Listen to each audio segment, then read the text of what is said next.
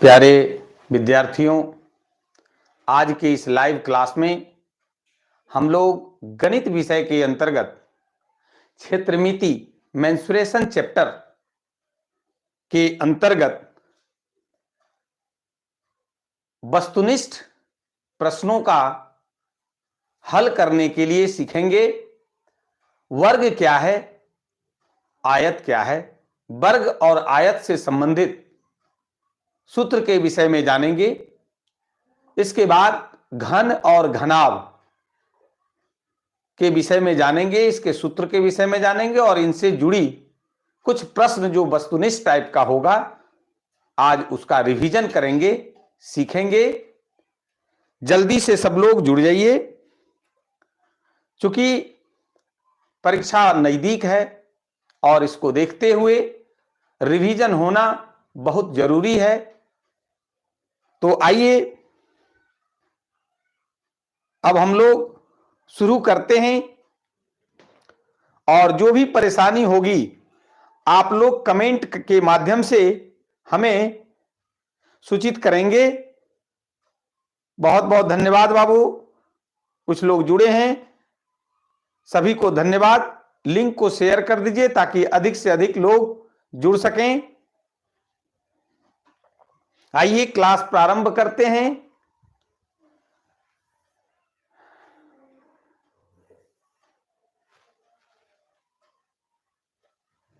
देखते हैं, सबसे पहले हम लोग आज जानकारी लेंगे आयत के विषय में कि आयत है क्या, आयत क्या है। तो देखते हैं,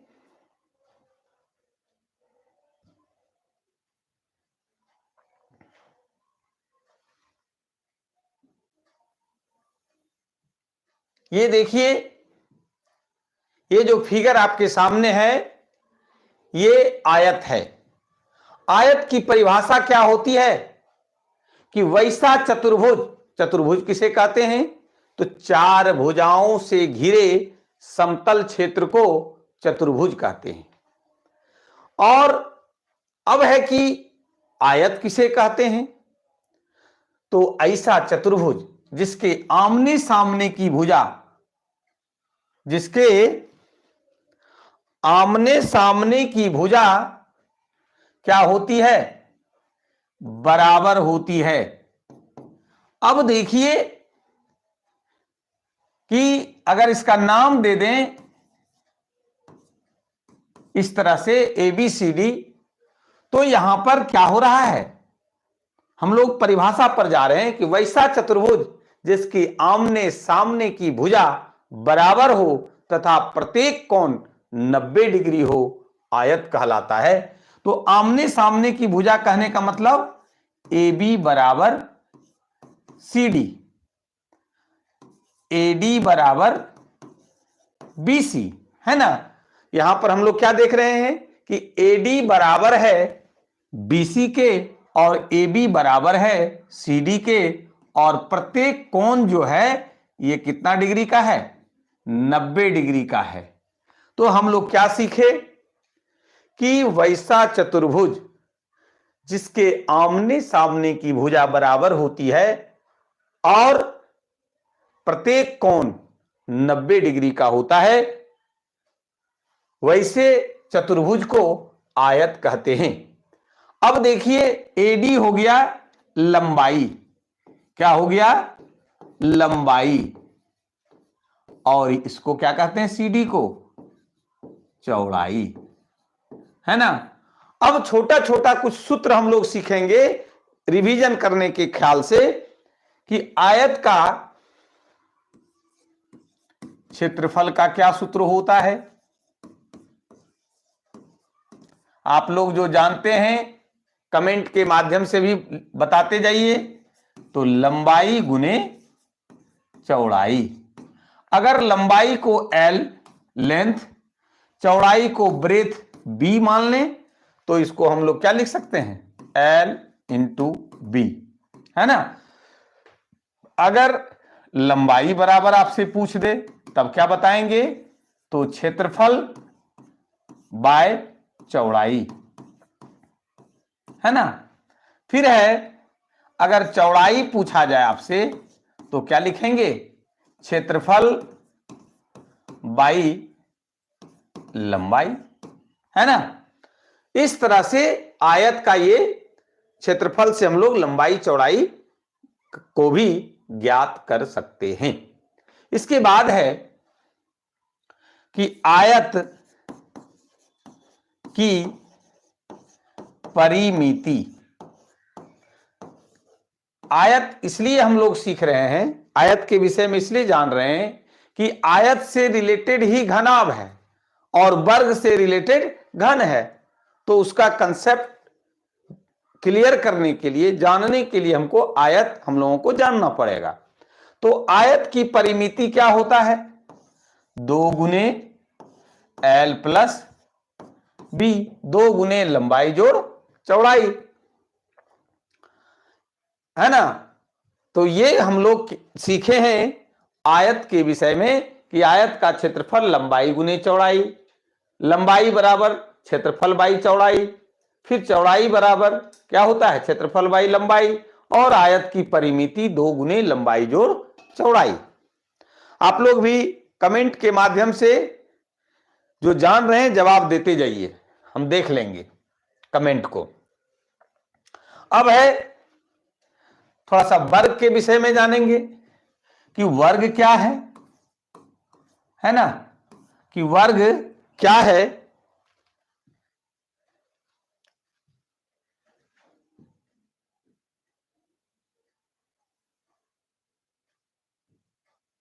अब देखिए कि ये आपके सामने क्या है? तो वर्ग है, नाम भी दे दीजिए, है ना। वर्ग कहते किसको हैं? तो ऐसा चतुर्भुज जिसकी चारों भुजा आपस में क्या हो? बराबर हो और प्रत्येक कोण 90 डिग्री हो, है ना। क्या है? ये 90 डिग्री है, समकोण है, और ये सब क्या है? आपस में बराबर है चारों भुजा। अगर ये 5 सेंटीमीटर है तो ये भी क्या होगा? 5 सेंटीमीटर होगा, ये भी 5 सेंटीमीटर होगा, ये भी 5 सेंटीमीटर होगा। तो ये हमारा वर्ग कहलाता है। कैसे? कि वैसा चतुर्भुज जिसकी चारों भुजा आपस में बराबर हो और प्रत्येक कोण समकोण हो, अर्थात 90 डिग्री हो, वैसा चतुर्भुज वर्ग कहलाता है। अब आइए कि वर्ग से रिलेटेड कुछ सूत्र देख लेते हैं कि वर्ग का जो क्षेत्रफल होता है, क्षेत्रफल का जो सूत्र होता है वो होता है भुजा स्क्वायर। अगर वर्ग का क्षेत्रफल दिया रहे तब भुजा का क्या होता है सूत्र? रूट अंडर क्षेत्रफल। अब है वर्ग की परिमिति। वर्ग की परिमिति क्या होता है? 4 गुने भुजा होता है ना। परिमिति का मतलब क्या होता है? यहां से अगर हम स्टार्ट किए तो BC की लंबाई, फिर CD की लंबाई, फिर DA की लंबाई और फिर AB की लंबाई। कहने का मतलब हुआ कि 4 भुजा है तो 4 गुने भुजा कर दिए तो हमारा क्या निकल जाएगा? परिमिति निकल जाएगा। अगर परिमिति दिया है तब भुजा कैसे निकालेंगे? परिमिति बाई 4, है ना। कैसे निकालेंगे? परिमिति बाई 4, परिमिति बटा 4। अब है कि वर्ग का अगर विकर्ण का जरूरत पड़ जाए आपको तो उसका भी सूत्र जान लीजिए। वर्ग का विकर्ण होता है √2 और गुने भुजा, है ना। ये वर्ग से रिलेटेड जो भी इंपॉर्टेंट बातें थी हम लोगों ने उस पर चर्चा किया कि ये वर्ग का क्षेत्रफल अगर दिया रहे तो वर्ग का भुजा, वर्ग की परिमिति अगर दिया रहे तो फिर भुजा ज्ञात कर लेंगे, और वर्ग का विकर्ण √2 गुने भुजा। बोलिए यहां तक किसी को कोई परेशानी है क्या?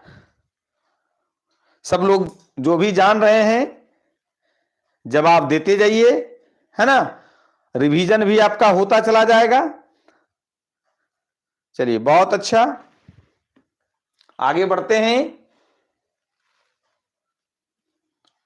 अब आइए कि हम लोग घन के विषय में जानेंगे, क्यूब के विषय में जानेंगे, है ना, घन के विषय में जानेंगे। लिखा हुआ बोर्ड पर आप लोगों को स्पष्ट रूप से दिखाई पड़ रही है?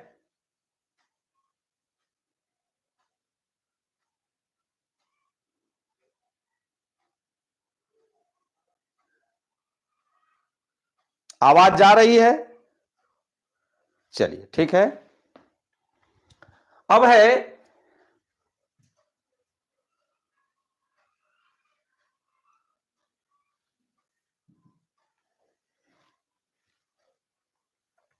तो घन के विषय में हम लोग जानेंगे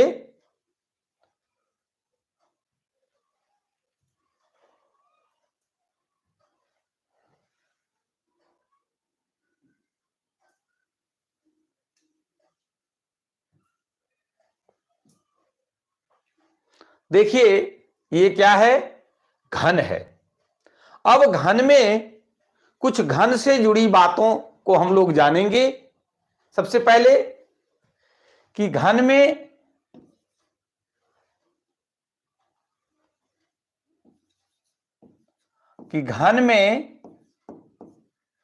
कुल किनारा या किनारों की संख्या कितनी होती है ना? तो काउंट कर लीजिए, 1 2 3 4, है ना, 5 6 7 8 9 10 11 और 12, यानी कुल किनारा कितना है बाबू? 12। कुल शीर्ष देखिए कितना है ना, कुल शीर्ष कितना है? तो देखिए 1 2 3 4 5 6 7 8, कितना है? कुल शीर्ष 8 है। अब कुल सतह की बात कीजिए, और एक बात जान लीजिए कि जितना घन में किनारों की संख्या होती है उतना ही घनाभ में भी होता है। जितना कुल शीर्षों की संख्या जितना घन में होगा उतना ही घनाभ में होता है। कुल सतह अगर घन का देख लीजिए, अभी हम लोग 6 देख रहे हैं, 1 2, है ना, 3 4 5 और ये 6, यानी कि कुल सतहों की संख्या अगर आपसे पूछे, है ना, तो क्या जवाब देंगे? 6। कहने का मतलब हुआ कि घन हो या घनाभ हो, कुल किनारों की संख्या 12, कुल शीर्षों की संख्या 8 और कुल सतहों की संख्या 6 होती है।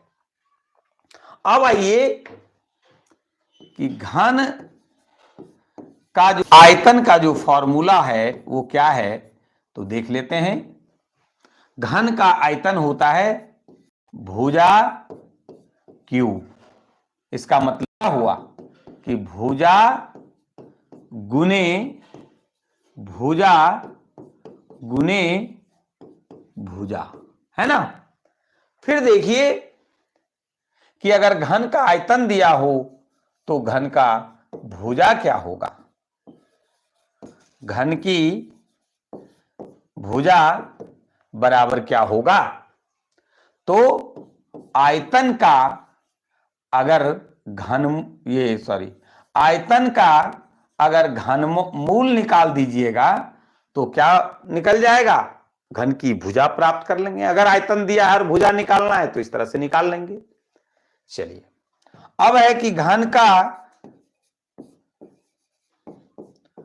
कुल पृष्ठों का क्षेत्रफल। तब क्या करेंगे, कुल पृष्ठों का अगर क्षेत्रफल निकालना है तो अभी हम लोग क्या सीखे थे कि जो है सतहों की संख्या पृष्ठों की संख्या 6 है, और घन का अगर एक पृष्ठ का क्षेत्रफल अगर निकालिएगा, क्योंकि घन का जो भी किनारा है, जो भी भुजा है, भुजा की लंबाई सब बराबर होती है। घनाभ में अलग अलग होता है लंबाई, चौड़ाई, ऊंचाई, लेकिन घनाभ में क्या होता है, सब कुछ बराबर होता है, सेम होता है। अब है कि यानी 6 वर्ग हो गया, 6 सतह है, इट मीन्स 6 वर्ग हो गया। तो 6 वर्ग यानी 6 गुने और वर्ग का क्षेत्रफल क्या होता है, भुजा स्क्वायर, है ना। तो घन का कुल पृष्ठों का क्षेत्रफल कुल सतहों का क्षेत्रफल 6 गुना भुजा स्क्वायर होता है। अगर घन का विकर्ण आपसे पूछा जाए तब क्या जवाब देंगे, √3 गुने भुजा।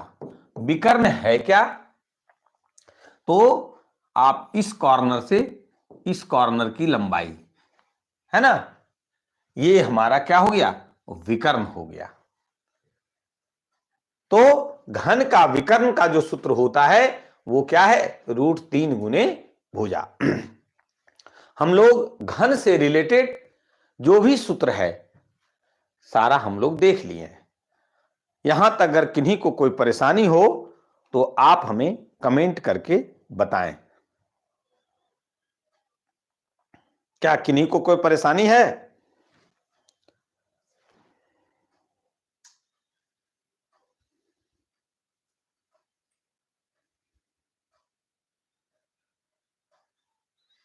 चलिए, वस्तुनिष्ठ प्रश्न पर आधारित आधा प्रश्न होता है, आधे अंकों का, कहने का मतलब 100 अंक में से 50 अंक हम लोगों को किसका जवाब देना है, वस्तुनिष्ठ टाइप का प्रश्न, इसलिए उस पर विशेष ध्यान देना है। अगर हम सूत्र का रिवीजन कर लिए और तब अगर ऑब्जेक्टिव टाइप का सवाल बन रहा है तो हम लॉन्ग टाइप का भी बना लेंगे। आइए देखते हैं कि एक घनाकार बक्से का विकर्ण है 147 सेंटीमीटर, है ना। देखते हैं सवाल।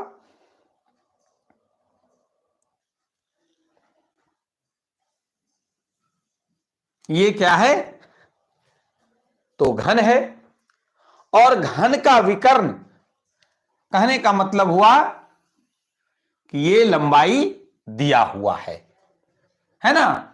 तो इसका आयतन ज्ञात करना है। अब देखिए कितना आसान सवाल है।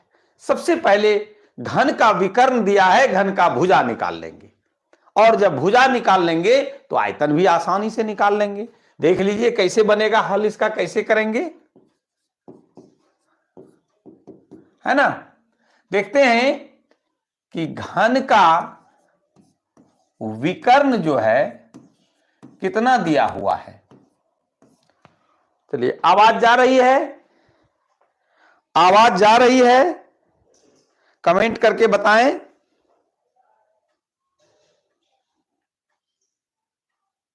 आवाज जा रही है, चलिए ठीक है। तो घन का जो विकर्ण होता है कितना दिया है, √147 सेंटीमीटर, है ना। घन का विकर्ण का सूत्र अभी हम लोग सीख रहे थे, क्या होता है, √3 गुने भुजा बराबर कितना है, √147 सेंटीमीटर। अब देखिए कि भुजा बराबर क्या होगा, तो √147 और फिर कितना है, √3। और देखते हैं कि भुजा बराबर, इस तरह से हम लिख सकते हैं, है ना। अब इसको कैंसिल कराइए, कटा दीजिए, तो 4 चलिए 49 से कट गया। अब है कि भुजा बराबर क्या होगा, √49 और सेंटीमीटर लिखते जाइए। इसलिए भुजा 49 का अगर वर्गमूल निकालेंगे तो कितना आएगा, 7 सेंटीमीटर, है ना। अब देखिए हम लोग क्या किए कि घन का विकर्ण से चले और घन की भुजा प्राप्त कर लिए। और घन की भुजा अगर प्राप्त कर लिए तो हमसे पूछता क्या है, आयतन। तो घन का आयतन क्या होगा, आयतन का क्या सूत्र पढ़े हैं, भुजा क्यूब। यानी ये भुजा कितना आ गया, 7 सेंटीमीटर, सब बराबर होता है ना।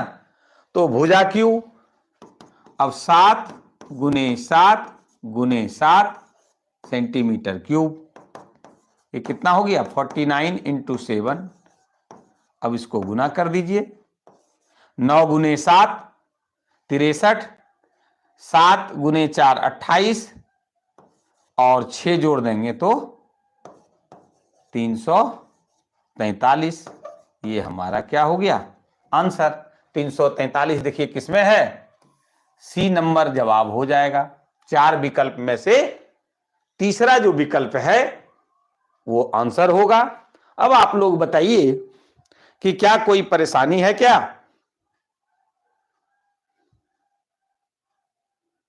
कोई परेशानी है?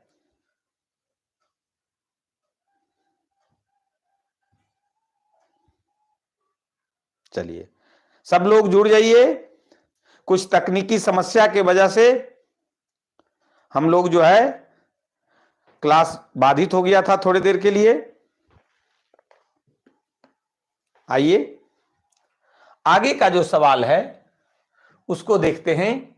अगला सवाल है कि किसी घन का कुल पृष्ठ क्षेत्रफल 384 वर्ग मीटर है, तो घन का आयतन पूछा जा रहा है। अब यहां पर क्या करेंगे कि कुल पृष्ठ क्षेत्रफल दिया हुआ है और कुल पृष्ठ क्षेत्रफल अगर दिया हुआ है तो उससे हम लोग भुजा निकाल लेंगे और भुजा निकाल करके फिर क्या करेंगे, घन का आयतन निकाल देंगे। देखिए सबसे पहले देखिए ये घन है और इसका जो कुल पृष्ठ क्षेत्रफल है वो दिया हुआ है। तो क्या दिया है, कुल पृष्ठ क्षेत्रफल। तो घन का कुल पृष्ठ क्षेत्रफल बराबर है 384 मीटर स्क्वायर। हम लोग अभी सीखे थे कि घन का कुल पृष्ठ क्षेत्रफल का सूत्र क्या होता है, 6 × भुजा स्क्वायर बराबर 384 मीटर स्क्वायर। अब देखिए कि अगर भुजा स्क्वायर बराबर तो 384 और ये 6 गुना में है, इधर क्या होगा, भाग में हो जाएगा। अब इसको कटा दीजिए, 6 से 6 बार में कटाएंगे 36 बचा 2 4 बार में 24 आ जाएगा। कहने का मतलब हुआ कि भुजा स्क्वायर बराबर 64 मीटर स्क्वायर आ गया। अब हम लोग भुजा बराबर क्या करेंगे कि √64 मीटर स्क्वायर, है ना। इसलिए कि भुजा बराबर 64 का अगर वर्गमूल निकालेंगे तो कितना निकलेगा, 8, है ना। कितना निकलेगा, 64 का वर्गमूल कितना होता है, 8 मीटर। अब भुजा निकल गया, आपसे क्या पूछा जा रहा है, घन का आयतन। तो घन का आयतन का क्या सूत्र होता है, भुजा क्यूब। यानी 8 गुने 8 मीटर क्यूब। ये हो जाएगा 64 गुने 8 मीटर क्यूब, है ना। 8 गुने 8 64। अब इसको गुना कर दीजिए।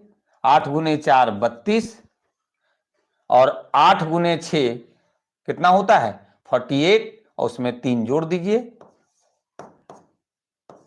हो गया 512 मीटर क्यूब।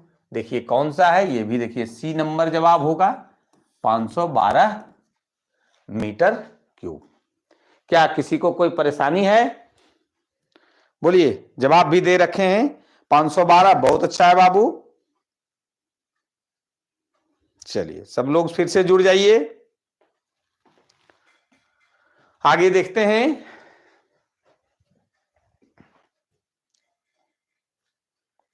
आगे का जो सवाल है वह है, पहले सवाल को हम लोग पढ़ेंगे बार बार।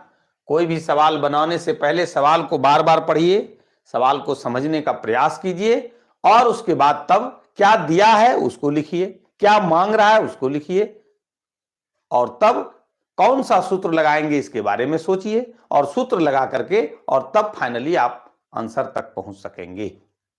आइए, धातु के एक घनाकार टुकड़ा, कैसा टुकड़ा है तो घन के आकार का, है ना।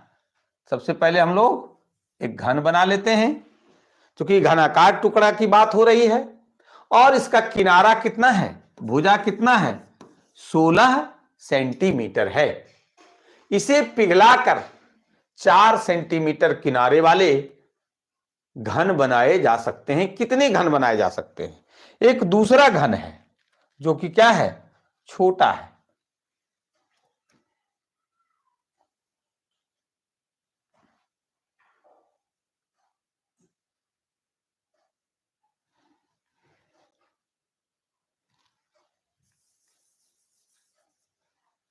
चलिए ये छोटा है, मान लीजिए कि ये कितना है 4 सेंटीमीटर इसकी भुजा है, ये 16 सेंटीमीटर का है। तो इस स्थिति में क्या करेंगे, बहुत ही इंपॉर्टेंट टाइप का प्रश्न है, बराबर पूछा जाता है और बहुत ही आसान है।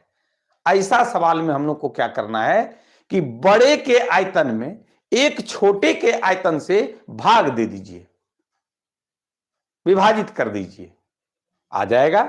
यानी सीधा लिखिए कि छोटे घनों की संख्या बराबर क्या होगा, बड़े घन का आयतन। एक चीज ध्यान रखिएगा कि जब भी कोई बड़ा वस्तु से छोटा वस्तु में कन्वर्ट करना है तो छोटे वस्तु के संख्या को निकालना अगर है तो क्या करेंगे, बड़े के आयतन से एक छोटे के आयतन से भाग दे दीजिए। एक छोटे घन का आयतन, है ना। अब है कि बड़े घन का आयतन क्या होगा, तो दोनों में सूत्र क्या होगा, भुजा क्यू, ये भी भुजा क्यू। अब दोनों का जो भुजा है ना, यानी बड़े का है 16 गुने 16 गुने 16 घन सेंटीमीटर और नीचे क्या होगा 4 गुने 4 गुने 4 घन सेंटीमीटर। ये घन सेंटीमीटर कैंसिल हो जाएगा, है ना। 4 गुने 4 16, 4 गुने 4 16, 16 गुना 4 कितना हो गया 16 गुने 4, इतना घन आ गया। कहने का मतलब 64 घन हमारा आंसर आ गया। देखिए 64 घन है, बिल्कुल है, बी नंबर ये आंसर होगा। चलिए कोई दिक्कत है किसी को तो बताइए। बहुत अच्छा, 64 जवाब भी दे रहा है, बहुत बहुत धन्यवाद बाबू।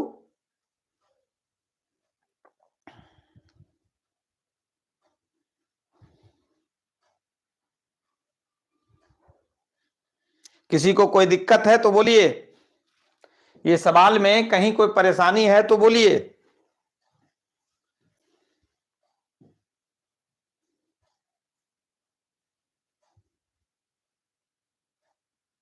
चलिए आगे बढ़ते हैं। घनाभ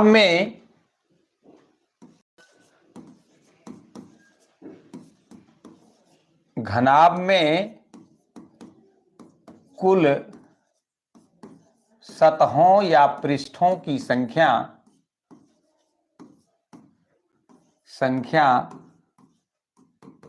6 होती है।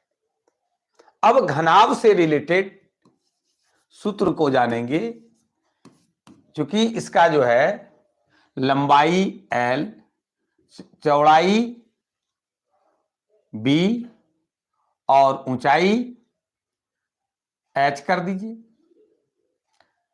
इसको H कीजिए, इसको B कीजिए, LBH। तो घनाभ का आयतन का जो सूत्र होता है वो है L गुने B गुने H, लंबाई गुने चौड़ाई गुने ऊंचाई। अब है कि घनाभ का कुल पृष्ठों का क्षेत्रफल, कुल पृष्ठों का क्षेत्रफल होता है 2 into LB plus BH plus HL, है ना। 2 गुने LB लंबाई गुने चौड़ाई प्लस चौड़ाई गुने ऊंचाई प्लस ऊंचाई गुने लंबाई। अब है कि घनाभ का विकर्ण बराबर होता है under root L square plus B square और प्लस H स्क्वायर, है ना। तो ये इससे जुड़ा हुआ जो भी सूत्र था हम लोगों ने उसको देखा। अब है कि घनाभ से जुड़ा हुआ कुछ सवाल को भी हम लोग देखेंगे। पहला है, एक सूत्र और है, उस पर भी बात कर ही लेते हैं कि कमरा भी देखिए घनाभ के आकार का होता है। तो कमरे के चारों दीवारों का क्षेत्रफल जो होता है वो क्या होता है, 2 गुने लंबाई जोड़ चौड़ाई और गुने ऊंचाई, है ना। अब हो गया पूरा सूत्र। आइए देखते हैं, इससे जुड़ा हुआ एक सवाल भी देख लेते हैं कि एक कमरे की लंबाई चौड़ाई और ऊंचाई क्रमशः 12 मीटर, 4 मीटर तथा 3 मीटर है। उस बड़ी से बड़ी छड़ की लंबाई कितनी होगी जो इस कमरे में रखी जा सकती है। सबसे पहले हम लोग कमरा को देखेंगे, है ना। देखिए ये कमरा है और इस कमरे का ये लंबाई है, ये चौड़ाई है और ये ऊंचाई है ना। तो जो दिया हुआ है पहले उसको देख लेते हैं, यानी L बराबर 12 मीटर, B बराबर 4 मीटर और H बराबर 3 मीटर, है ना। अब इस कमरे में बड़ा से बड़ा या बड़ी से बड़ी छड़ की लंबाई पूछ रहा है। जब भी इस तरह का प्रश्न पूछे, कहने का मतलब हुआ कि घनाभ का क्या निकालना है, विकर्ण, यानी यहां से यहां तक, है ना। कमरा का भी अगर एक कॉर्नर से नीचे अगर लेते हैं तो दूसरा ऊपर वाला कॉर्नर, यही सबसे महत्तम लंबाई होगा, मैक्सिमम लंबाई होगा, है ना। तो इसको क्या करेंगे, निकालेंगे। घनाभ यानी कमरा का विकर्ण। क्या सूत्र हम लोग अभी देखे थे? अंडर रूट एल स्क्वायर जोड़ बी स्क्वायर और जोड़ एच स्क्वायर, है ना। तो एल कितना है? 12 का स्क्वायर कीजिए। बी कितना है? तो 4 का स्क्वायर कीजिए। और फिर एच कितना है? तो 3 का स्क्वायर कीजिए। इतना क्या आ गया? मीटर स्क्वायर आया, है ना। अब देखिए 12 गुना 12 करते हैं तो कितना आता है? 144। 4 गुने 4 आता है तो कितना आता है? 16। और 3 गुने 3 9। ये मीटर स्क्वायर है। अब देखिए कि इसको जोड़ दीजिए। 9 6 15 4 19, 1 1 2 4 6 और 1, यानी इतना मीटर स्क्वायर आ गया। कहने का मतलब हुआ, है ना, कि घन का जो विकर्ण है उस छोटी से छोटी छड़ की लंबाई 169 का वर्गमूल होता है 13 और मीटर स्क्वायर है। इसको मीटर में बदल दीजिए। यही हमारा आंसर होगा कि उस छड़ की जो लंबाई है इस कमरे में, जिस कमरे की लंबाई 12 मीटर, चौड़ाई 4 मीटर और ऊंचाई 3 मीटर है, उस कमरे में सबसे लंबी छड़, बड़ी से बड़ी छड़ 13 मीटर का रखा जा सकता है। चलिए आगे देखते हैं। एक सवाल है कि एक घनाव की लंबाई, है ना, क्या है? घनाव। तो देख लेते हैं। देखिए ये घनाव है और घनाव का लंबाई यानी एल ये है, बी ये है और एच, है ना। एल देखिए जो दिया है पहले उसको लिखेंगे हम लोग। एल कितना है? 5 मीटर। बी कितना है? 4 मीटर। और एच कितना है? 3 मीटर, है ना। उसका कुल पृष्ठीय क्षेत्रफल क्या होगा? तो घनाव का कुल पृष्ठीय क्षेत्रफल क्या होता है? सूत्र 2 गुने L B plus P H plus H L, है ना। तो 2 गुने लंबाई कितना है? 5 गुने 4, फिर कितना है? 4 गुने 3 और फिर कितना है? 3 गुने एच हो गया 5। इतना मीटर स्क्वायर होगा। तो 2 गुने 5 गुने 4 20, 4 गुने 3 12 और ये 3 गुने 5 15, है ना। अब क्या करेंगे? इसको जोड़ दीजिए। 5 और 2 7, 1 और 1 2 और 2 4, है ना। यानी 7 गुने 2 करेंगे 4, 4 गुने 2 8 और 1 9। ये हमारा आंसर होगा। तो इस तरह से हम लोग क्या करेंगे? घन घनाव से जुड़े जो भी सवाल है उसको आराम से हल करेंगे। कोई भी सवाल को हल करने से पहले उसको बार बार पढ़िए। क्या प्रश्न है उसको समझिए, प्रश्न में क्या दिया है उसको लिखिए, फिगर उससे संबंधित बनाइए और क्या पूछ रहा है उसको भी लिखिए। और तब आपको दिमाग लगाना है कि इसके लिए कौन सा सूत्र का प्रयोग करेंगे जो कि हम आंसर तक पहुंच जाएंगे, है ना।